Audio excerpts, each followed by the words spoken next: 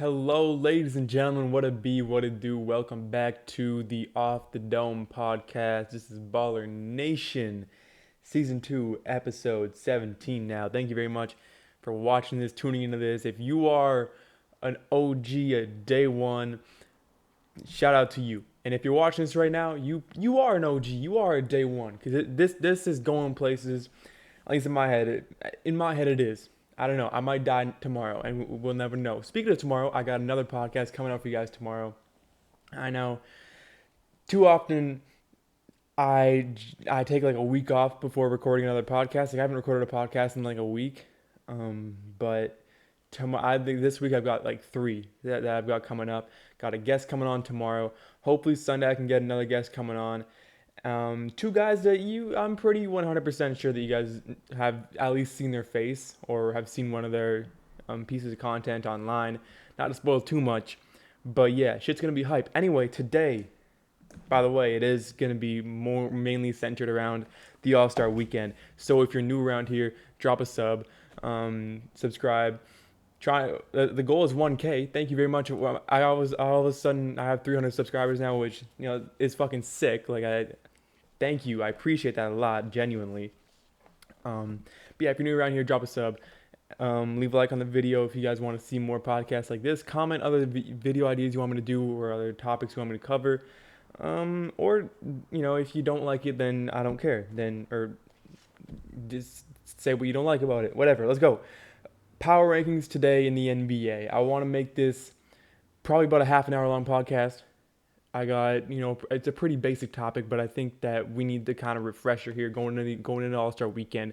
There are some things in the NBA that I would like to talk about, mainly the power rankings or the sort of team hierarchy currently in the NBA, as far as what teams are currently better than other teams, what teams have been playing better as of late, and also the shift that I'm starting to see in the MVP race. Okay, I mean, it's hard to believe, but it's only All-Star Weekend. We still got like 2 or 3 months left of regular season basketball. Going into the year, we're like, all right, this is a 72 game schedule. That's only 10 less games. It's still a long season. It's still a very long season. This isn't even the shortest season we've had in the last 10 years. I mean, the last time we had a season cut short was for a lockout. And last year I think was less games too, but the lockout in 2011-12 was like 56 games. This is still a long season.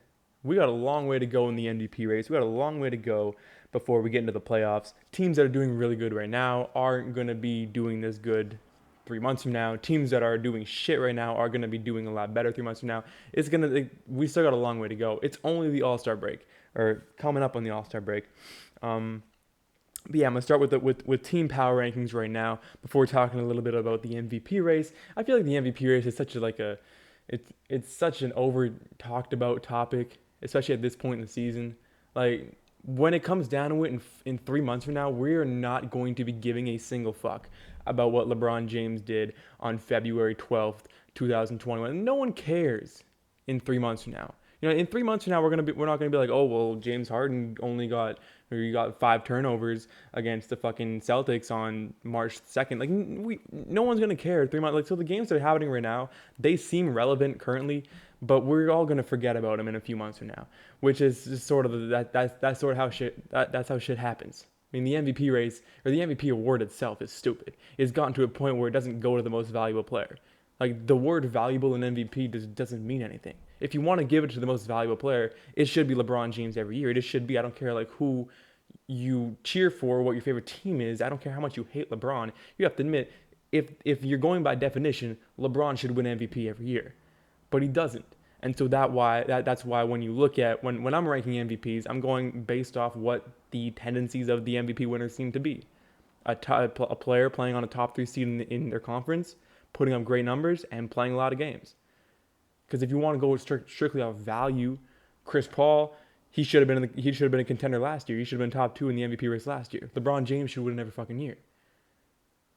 Unless your name is Russell Westbrook and somehow managed to lead the NBA in scoring while averaging a triple-double and carrying a shitty-ass Thunder team through one of the toughest conferences in NBA history to a 6 seed in 2016, then it's like, all right, well, we'll give you the MVP. But I mean, the MVP is stupid. It's stupid. But I love talking about it, and it gets me hella likes. So fuck you. Power rankings, though. Top 10 teams in the NBA currently right now. Let's kick things off. And still at number one right now, the Utah Jazz. They have been losing a little bit recently. Um, they lost to the Pelicans, they lost to the Hornets, I think it was, and the Clippers or Nets, one of those two teams. Not 100% sure. But the Jazz, they're still at number one. Still, they comfortably have the best record in the NBA right now. Rudy Gobert is balling out. Donovan Mitchell's balling out. The whole team is balling out. And I think the main thing I'm seeing out of the Utah Jazz right now is how deep of a team they are. They are ridiculously deep, and we're quick to compare them at this point in the season. We're like, all right, they remind us of the Atlanta Hawks in 2015. But I think a just as fair comparison would be the 2011 Dallas Mavericks, even the 2014 San Antonio Spurs. Those two teams went on to win NBA championships, and when you look at it, they never had. I mean, Dirk Nowitzki wasn't prime Dirk Nowitzki in 2011, but you look at the Utah Jazz, and especially the 2014 Spurs. Great ball movement, a very deep team. Their star players weren't really like your classic superstars on championship winning teams. They weren't putting up big numbers. They're not putting up 30 points a game. They're not in the MVP conversation. But they're out there and they're balling out. It's a team game. They're great ball movement. They're knocking down threes like it's nothing. And I mean, if you want to compare Utah to teams that win a lot of games, don't really have a superstar, I would compare it more to the 2014 Spurs, and that's coming from a Spurs fan, or the 2011 Dallas Mavericks. So of course we can't make those comparisons until the NBA Finals or until the Jazz lose in the playoffs or maybe even win a championship, because it's just not fair. Utah, I've got them at number one currently, and the most impressive thing I think about Utah is when this team gets hot, it's ridiculous. I mean, anybody who watched the Jazz versus Lakers a couple weeks ago, if you look at that and it's like if the Utah Jazz play offense like that, there's no team in the league that can stop them. There just simply isn't. Like the Brooklyn Nets can't beat the Nets can't beat this team. The Lakers can't beat this team. The Clippers can't beat this team when they play how they played against the Lakers, at least offensively. They didn't miss a shot. They put up 48 three-pointers and shot 46% from downtown as a team. If you do that every game, you're not losing. You're just simply not going to lose. You're not going to lose. You just will not. Utah Jazz got them at number one. And number two, the Brooklyn Nets. No KD, no problem. James Harden and Kyrie Irving are ridiculously good. And it's weird that I feel like as a community we've sort of forgotten about, oh shit, James Harden is very well capable of giving us 38 points a game over the course of a year. He can do that. He can do that. We've seen him put up 36. We've seen him put up 34, 35. If he put up 38 a game, it's like, all right, whatever. But we're seeing him do that. I think we've sort of forgotten how great of a scorer he is until Kevin Durant got hurt. Remember the first few games in Brooklyn, Harden was putting up 12, 13, 15 points. He wasn't going on these big 30-point games like he has been recently. And the other night against San Antonio, my man decided to score 30 points on like 52% shooting, 15 assists, 14 rebounds, and 0 turnovers. And like when someone's doing shit like that, that's simply amazing. It's ridiculous. I mean, we've become numb to how good of a basketball player James Harden is, and we're forgetting how good Kyrie Irving is because he's been hurt for a while. And in Boston, he was getting thrown under the rate. I mean, people were disrespecting Kyrie like crazy for 2-3 years there, and we're starting to forget. Oh shit, there's a reason why Kyrie Irving was getting disrespected. It's because he had all this hype, but he wasn't living up to it. Now he's kind of like, all right, it's Kyrie Irving, it's a joke. He's living up to the hype he had out for himself 2-3 years ago after he was hitting big shots in the NBA Finals. And he's headed back to the NBA Finals this year. Kyrie and James Harden, two players. I mean, Harden easily a top 10 player. Kyrie, I think this year he's been playing like a top 10 player. Two guys who have just been dominating for the Brooklyn Nets this year.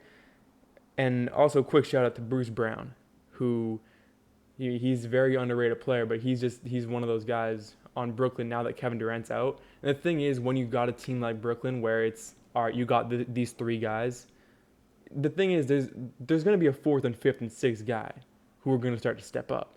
Joe Harris is going to start to step up. It would have been Caris LeVert before he got hurt. Spencer Dinwiddie is hurt as well. Imagine if the Nets had Spencer Dinwiddie right now. I mean, GG. But now we're looking at Bruce Brown, who's starting to ball out. And there's been a few other guys. I can't forget the one guy who he went off against the Spurs last night. I'm gonna look up his name, but I mean, he's got like white dreadlocks, which is it's an interesting choice. But I mean, the guy was balling out, so I couldn't really talk that much shit. Couldn't really talk that much shit about him. What's his name? Claxton. Nicholas Claxton starting to ball out. He's having a night. He's been doing pretty good. I mean, and yeah, Bruce Brown's going off. DeAndre Jordan, he's gonna have to start. I think he's gonna have to start playing a little. I mean, he has been playing a little bit better, and I think the main thing for Brooklyn as well is not only are they able to get guys like Nicholas Claxton, guys like Bruce Brown going, Joe Harris going, sort of the other guys other than the big three. One of the big three is not even playing right now, which means that Kyrie and Harden are playing even better right now, while the rest of the team is playing better. I mean, Brooklyn's just they're clicking on all levels right now, but the thing is, not only are they doing great on offense, their defense looks much improved. I mean, remember when it was first Harden and KD, and when Harden first showed up there, they had the worst defense in the NBA. Now their defense is still shit, okay, but it's much improved. It's much improved. So now at number 2, I got the Brooklyn Nets. Let's move on to the Clippers at number 3. The one concern I have about the Clippers currently, and by the way, the Lakers are at number 4. The Lakers would be number 1 if they were fully healthy. It's just that currently, right now, if the playoffs started today, I think we could all agree the Lakers aren't going to beat a team like the Denver Nuggets. They probably wouldn't even be able to get past the Clippers or Jazz just because they're not fully healthy. It's a completely fair statement to make. But the Clippers, the one main concern I have about them is that you look at the Brooklyn Nets. The Nets' record against winning teams is through the roof. I think they've only lost like one game against teams above 500. But the Clippers seem to be losing to a lot of really good teams. The Nets have beaten every good team in the league. They have. The Clippers, on the other hand, when you look at the recent games, 3 of their last 4 losses have come against really good teams. Now, you could look at that 2 ways. I mean, they lost to the Jazz, Nets, and Bucks. You can look at that 2 ways. The first way you can look at it is like, all right, they're the only losses that they're getting lost to, or the only teams they're losing to, are really good teams. But those are the teams that you want to focus on. Those are the teams you want to beat, because in the playoffs, those are the teams that you're gonna have to go up against. You're gonna be in a long playoff series against a team like the Utah Jazz. I don't care what kind of Atlanta Hawk comparisons you want to make. I think it's completely unfair to compare the Jazz to 2015 Hawks. Completely different teams. But the Clippers are gonna have to go up against the Utah Jazz. That's gonna be a long playoff series. And if the Clippers make the NBA Finals, they're not gonna be going up against a shitty team. They're going to be going up against a real good team like the Milwaukee Bucks, like the Brooklyn Nets. And with the way the Nets or the way the Clippers are currently playing, they can beat the shit teams. They've got no problem with that. But I'm a little bit worried about how they're playing these big games. It's a little bit concerning for me right now. At number 4, I got the Lakers. Like I said, they would be number 1. I would have them at number 1 if they were fully healthy. But even right now, and by the way, Dennis Schroeder, let's all just give this man some respect, because the Lakers before Dennis Schroeder and the Lakers after Dennis Schroeder returned, 2 completely different teams. Even the biggest Lakers fan in the world is going to admit, yeah, we were shit. There was like a 4-game stretch there where it's like, this is not what defending champions look like. I mean, they're just ass. And they were missing 2 of their 3 best players, you could argue. But now you look at the team with Dennis Schroeder now, it's like, oh shit, this looks like a team that can make a deep playoff run. And you bring when Anthony Davis hopefully comes back healthy, and hopefully he's not too injured. It's not like a DeMarcus Cousins situation where he falls off. God forbid that. But if Anthony Davis comes back like he can, I think the Lakers are going back to back. I truly believe that.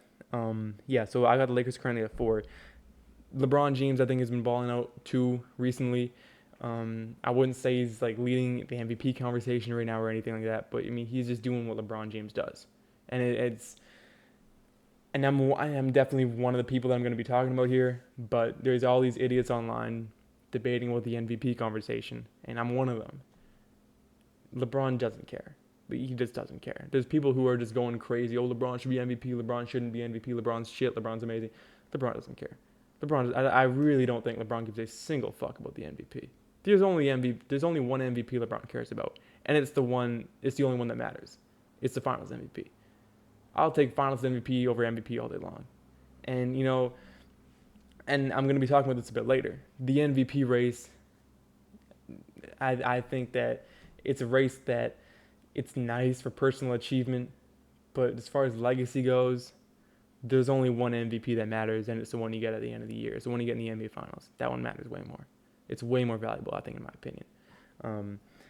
Lakers at 4. At number 5, I'm gonna go with the Milwaukee Bucks. Giannis Antetokounmpo. I mean, he's back. He's back. It's like that scene in Harry Potter when when the Minister of Magic or whatever sees Voldemort. He's back. It's the same shit. Giannis is fucking back. And this guy, I think we're kind of forgetting how young this guy is and how much more he has left to give us. This man is like he's not even halfway through his career yet, and I think he's got a lot more to offer us, especially in the playoffs. But I saw this man against the Clippers, and I've been seeing him the last few games just completely dominate, and he's back. That's all I gotta say. Giannis Antetokounmpo is back, and when Giannis is back, and when Giannis is clicking, the Bucks are clicking, and we've seen the Bucks win hella regular season games, and I think we're about to see it again. I think the Bucks are gonna go on a bit of a winning streak here. They won 5 in a row. I think they're gonna go. They're gonna kind of do what the Utah Jazz did recently. They're gonna win 18 of the next 20 games. That sort of deal. I could see the Bucks doing that because when Giannis is clicking, it feels like the whole team starts clicking. Chris Middleton as well. Every year it feels like he's going, or at least this year especially, it feels like he's going under the radar. People kind of like the Chris Middleton hype sort of has died down.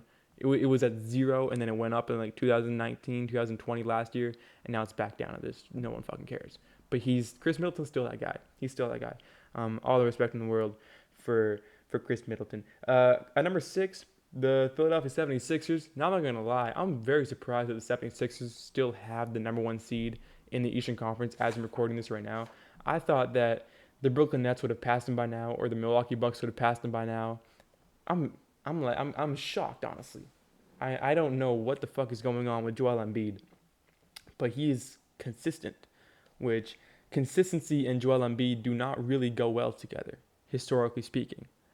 Joel Embiid is like the opposite of consistency, but this year, holy shit, like it's a whole new man out here. And with all the hate Ben Simmons gets, he's still a starting point guard on a team that is the number 1 seed in the Eastern Conference, and he's an all-star. And he gets a lot of hate, and like it's actually hilarious the amount of hate Ben Simmons gets. Like, I'm laughing about it, like not even ironically. It's fucking hilarious. Like, this man is just, I didn't know he was hated this much until I started reading like comments under Instagram posts. And yeah, no, he's not. I mean, it's hilarious how much people hate this guy. At number 8, the Denver Nuggets. Now, similar to the Milwaukee Bucks, I think the Nuggets' best player, Nikola Jokic, I would say he's coming, but he's already arrived. He's already balling out. He has been all year. Leading candidate in the MVP race. I mean, he's up there. But I think similar to the Milwaukee Bucks, the Denver Nuggets, we've seen them win hella regular season games, and I think they're going to go on a bit of a win streak here. They're gonna get hot. I think they really will start to get hot. I think it's gonna start with Nikola Jokic, but Jamal Murray I think can get hot. I don't know. I just think I think it's the Denver Nuggets are due. They've been sort of chilling out at the 7, 8, 9 seed right now in the Western Conference, but they're due. They're due to make a bit of a run here, make a bit of a push for the top 4. And the Phoenix Suns are currently sitting comfortably at 4th, but I think the Nuggets are coming. And I put the Nuggets at the Nuggets are 7. At number 8, I'm going to go with the Phoenix Suns. Suns comfortably the 4th seed right now in the Western Conference. And if you want to put the Nuggets above, or you want to put the Suns above the Nuggets, or above the 76ers, or above the Bucks, or whoever the fuck, go right ahead. It's very close. The thing with the Suns is, I don't know, I just don't really know if I can trust this team as much as I can trust the teams I put above them. They're comfortably 4th in the West right now. They're having a really good year. Chris Paul, once again, proving that every team that Chris Paul touches exceeds expectations. It's always been like that. I mean, if there's one player who's had their career negatively impacted by injuries, it's Chris Paul. Not just Chris Paul getting hurt, but his teammates getting hurt. Blake Griffin's getting hurt. Guys like that getting hurt. Because every single year, Chris Paul, it's like, all right, he's on this weird team and he's a point guard, and it's like, all right, he's 30 years old, he's getting older. He's 31 years old, he's getting older. He's 32 years old, he's 33 years old, he's 34 years old, he's getting older. But every year, same old Chris Paul, same old guy's gonna lead a team, gonna put a team on his back and dominate. And it's proof to me that this old era of basketball that we're all like, oh, it's coming to an end, it's coming to an end. All of our favorite players from when we were younger are getting older and going to retire. It's not over yet. We still got 2 or 3 years left. We still got 2 or 3 years left with guys like Kevin Durant on top, with guys like LeBron James on top, with guys like Chris Paul still being a really good point guard in the NBA. We still got 2 or 3 years left of our generations, of the guys that we grew up with being the best in the world. And then after that, then it's like, all right, Luka Doncic is going to start taking over. Giannis is going to start taking over. I mean, Giannis, like guys like Luka and Giannis have already started taking over, but as far as being the best of the best, they're not there quite yet. Yeah, so I got the Suns. I mean, Booker and Ayton as well, doing great. Booker was named Player of the Month, I think it was recently. Like just now, I got a notification on my phone by the NBA. Let's see. Number 9, Miami Heat. Jimmy Butler. That's it. The 9th best team in the NBA right now for me is Jimmy Butler. Or Miami Heat. It's the same thing. The Miami Heat, like, I like currently right now, I will, what's the expression? I will die on my sword, or whatever the expression is. But I'm very passionate about the fact that Jimmy Butler is a top 10 player in the NBA. I would take Jimmy Butler over Joel Embiid. I would take Jimmy Butler over Damian Lillard as far as playoffs and leading your team to wins and having impact on winning teams. I'm telling y'all, this man, Jimmy, I mean, and you can pull up stats that prove me wrong, like all points per game and assists per game and shit like that. You can pull out all the stats you want, but I'm gonna pull out wins. That's what I'm gonna do. I'm gonna pull out playoff wins, similar to Chris Paul. Every team Jimmy Butler goes on exceeds expectations. They truly, simply do. And yeah, I mean, literally all I have here is under notes for the Miami Heat is Jimmy Butler. Once Jimmy Butler returned, the Heat have risen from the dungeons and the basement of the Eastern Conference, and now they are a powerhouse. And now they're 500. They're 17-17. I think they're 5th in the East, 5th or 6th in the Eastern Conference right now. Which, I mean, a month ago they were like 14th. So I mean, Jimmy Butler. It's Jimmy Butler. He's an absolute fucking baller. At number 10, I'm going with the Portland Trailblazers. They had a little. They lost 4 in a row there at one point, and which is tough. And I mean, Damian Lillard is a great player, but I think that if the Blazers can get CJ and Nurkic back before the playoffs, they're going to be a real threat. They're not going to be an easy out in the playoffs like they have been in years past. This team's going to be really good if they can get those 2 guys back. So yeah, that's kind of my those are my team power rankings right now. Now let's move on to the MVP race, which is, as it is every year, very interesting. Now, so far this year, the MVP race has been between mainly guys like Nikola Jokic, Joel Embiid, and LeBron James.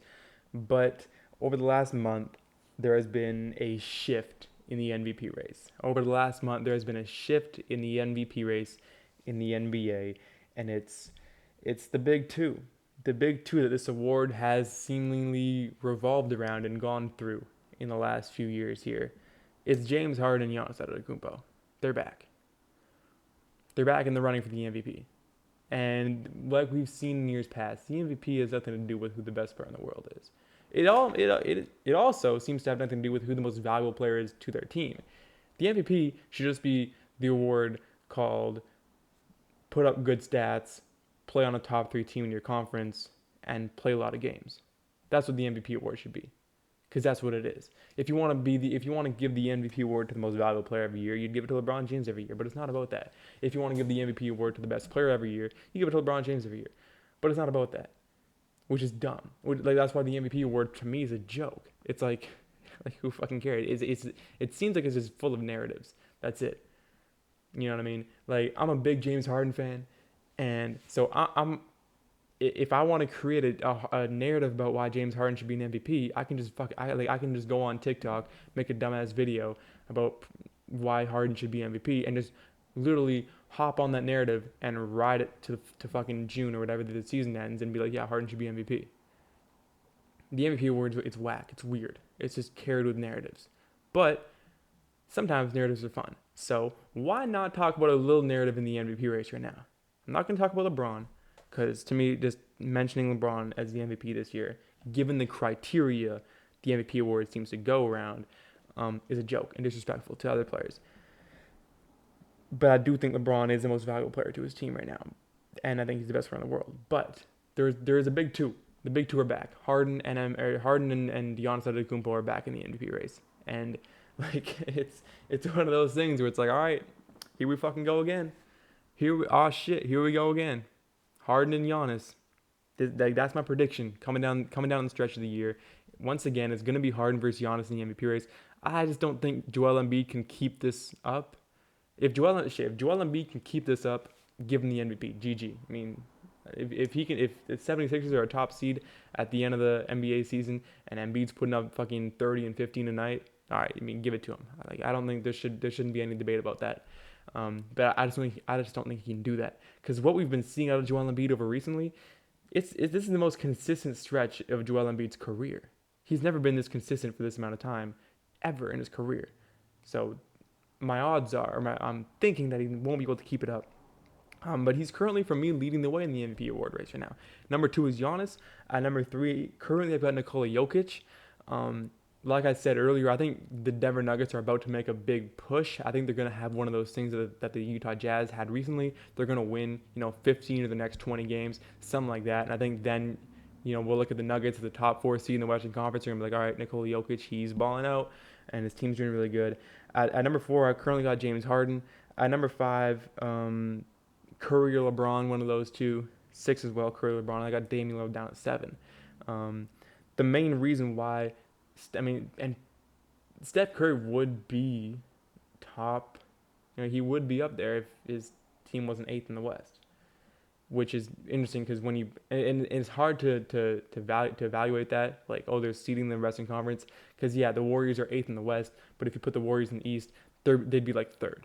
So it's kind of tough to make those sort of arguments like that. But yeah, Harden and Giannis are trending up, and they're back. That's all I want to say about the MVP award race. That's my prediction. The MVP award race will come down to being between Harden and Giannis when it's all said and done. And like, I'm not saying that the race right now is between Harden and Giannis, but I think in 2 or 3 months from now, it's going to be like, all right, those two guys are balling out, unless Kevin Durant comes back, and then in which case we just can completely negate Harden from the MVP award race. But right now, let me have my moment. Every year, I love me some James Harden. Let me have my moment and try to ride this narrative out for as long as I can, okay? Harden, just let me have my fun. Fuck you. But I think the MVP, and like it is every year, the MVP between Harden and Giannis, and the NBA championship between LeBron and KD. That's how it is. I'm going to leave y'all with that. Guys, make sure you guys tune into the podcast tomorrow. It's going to be fucking sick. And yeah, ladies and gentlemen, thank you very much for watching this episode of the Off the Dome podcast. Subscribe if you're new around here. Drop a like. Leave a comment. All that good stuff. Kanye, Mike Dean, take these motherfuckers to church one time. Peace out. Let me get more volume.